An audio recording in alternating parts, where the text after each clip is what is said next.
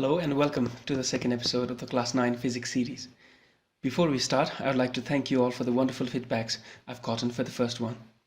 There were some concepts which could have seemed wrong for higher physics students, but I was targeting an audience that was just starting to learn physics. I wanted to let them understand in simple words without confusing them. To clarify, I'll be putting up a video with more details for the high classes in the coming days. Coming back to today's episode, we'll try to understand more about units and learn about acceleration. This video will be more inclined with basic mathematics. As I said, physics relies on mathematics to prove its theories. Do not worry, mathematics is not as hard as people say. It is just playing with numbers, and playing is fun. The target for today's episode will be to understand these abbreviations. I'm Yogesh and this is the Amateur Bhutanese.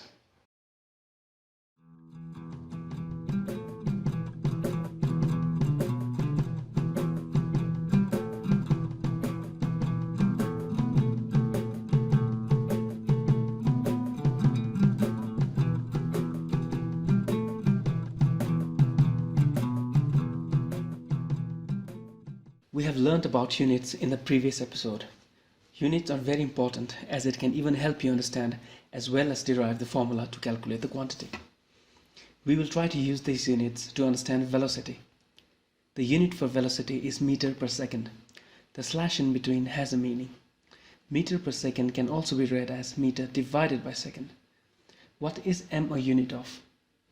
Meters is a unit of length and s, seconds, is a unit of time. So m divided by s means length divided by time. With this, we get the formula for speed or velocity, depending on whether the length is specified as a scalar or a vector quantity. That is, as a distance or as a displacement. In physics, however, velocity is mostly used, and length, if given, should mostly be understood as displacement. Any distance provided is denoted with the letter s. For instance, I traveled 4 kilometers towards north. So distance s is equal to 4 kilometers. I was very specific in the displacement definition as the change in between the initial and final position. In physics, everything is relative to a position, initial and final, and these terms should always be used when discussing physics. And this change, whether in position or time or velocity, is denoted with the Greek letter delta. Delta t for change in time, delta v for change in velocity, and so on. You may have noticed that the unit for velocity is also written as ms to the power of minus 1. To understand this, we need to learn about fractions. It will be of help if you have a calculator with you now. In a fraction, there is a denominator and a numerator. 3 by 4 can also be represented as 3 into 1 by 4 or 3 by 2 into 1 by 2. These are all the same and your calculator will give you the same answer. 3 by 4 can also be represented as 3 into 4 to the power of minus 1. So how did this negative power come? You have to understand that if a number is given without any powers, it has a power of 1. For example, 4 power 1 is 4. 4 power 2 is 4 into 4 equals to 16. 4 power 3 is equal to 4 into 4 into 4, which is equal to 64. So 3 by 4 also means 3 to the power of 1 divided by 4 to the power of 1. We don't write to the power of 1 because any whole number to the power of 1 is 1. So when you bring 4 from the denominator to the numerator, it gets a negative power sign, meaning 3 power 1 into 4 power minus 1. So don't be confused if you see a quantity with a unit of ms to the power of minus 2. It just means m divided by s to the power of 2. These are both read as meter per second square. Fun fact, any whole number to the power of 0 is 1 and it can be proved, but that's for another video. We will now return to our quantities, and the next quantity of study is acceleration. Before I tell you what it is, let's try to find its formula using its units like we did for velocity. The unit for acceleration is meter per second square. As we did earlier, we can know what acceleration is and what is the formula to find it using just its units.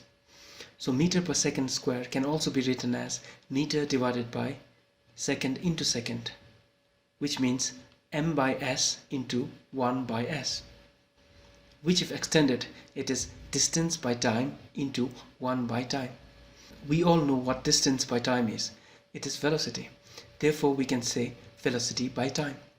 So we get acceleration is velocity by time, which means it is the change of velocity in a unit time. We shall of course understand this with the diagrammatic representation. So let's go back to our running ground. Imagine you and a friend start to run in this ground at a velocity of 5 meters per second. This is represented as small letter u, initial velocity. After 10 seconds, you run faster with a new velocity, 20 meters per second, while your friend is still running at 5 meters per second. This is represented as small letter v, final velocity. This change in velocity over time is known as acceleration. As we know, acceleration is change in velocity in unit time. We get the formula acceleration denoted by small letter a equals to v minus u divided by t. To find your acceleration, we'll first gather data. Your initial velocity denoted by small letter u equals to 5 meters per second. Your final velocity denoted by small letter v equals to 20 meters per second. And the time taken is 10 seconds, so t equals to 10 seconds. If we put these values in the formula, we get 20 minus 5 divided by 10, which is equal to 1.5 meters per second square. Similarly, we can calculate this for your friend. With both v and u, the initial and final velocity as 5, your friend's acceleration when put in the formula comes to 0, because your friend's initial and final velocity was the same, meaning your friend ran at a constant velocity while you increased your velocity, or you accelerated at 1.5 meters per second square. We have now learned quantities of motion. Next, we'll learn certain concepts in graph so that we can start with plotting graphs in the next episode. A simple graph has two coordinates, x that is horizontal and y that is vertical. Any line that is represented here has a slope. It is the same slope as the slope of a ground. It just means an inclination. Slope denoted with small letter m is usually represented in ratios, 1:6 or 1:10. Ratios are nothing but fractions, so it can be written as 1/6 or 1/10. If somebody says the road has a slope of 1:9, it means for 9 meters horizontal distance there is a vertical rise of 1 meter.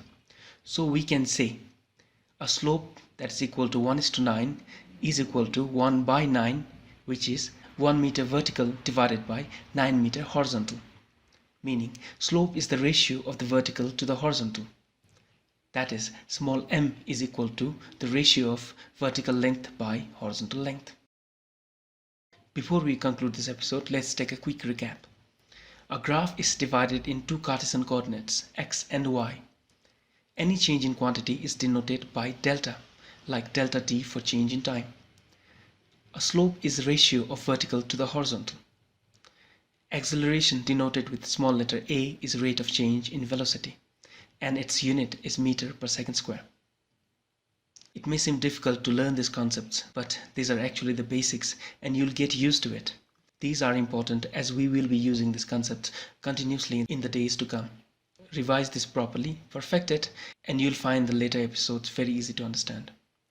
Subscribe for future episodes, and if you think this helped you, do share with others too. Take care, stay indoors, wash your hands, and keep learning. Thank you for watching.